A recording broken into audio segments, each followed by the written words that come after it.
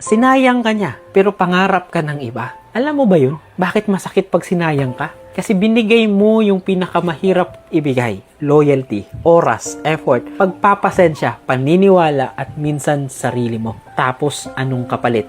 Ghosting, gaslighting, bare minimum, replacement, cheating. Pero ito ang hindi mo nakikita. Kahit sinayang ka niya, may ibang tao na pinapangarap ang meron ka. Ang value mo hindi nagbabago ha? Tandaan mo.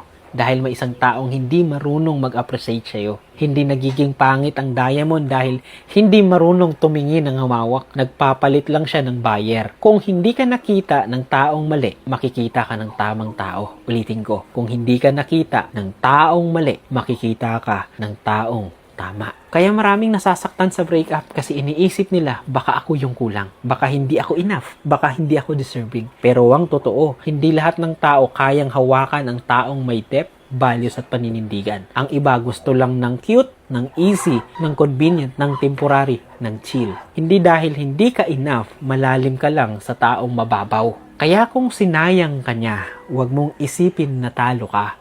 Ang tanong lang, sino ang talagang nawalan? Ikaw ba? Na may puso ka, may loyalty ka, may value ka, o siya, may thrill lang at walang karakter, manloloko, cheater.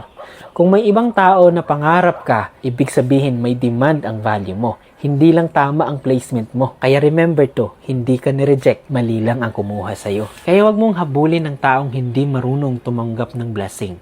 May mga tao talagang magaling magsayang, pero may mga tao ring marunong mag-alaga. At doon ka dapat mapunta. Sinayang ka niya, pero magiging swerte, nagsusunod. Kasi binitawan niya yung taong marunong magmahal, yung taong sobrang magmahal, yung taong marunong magpahal.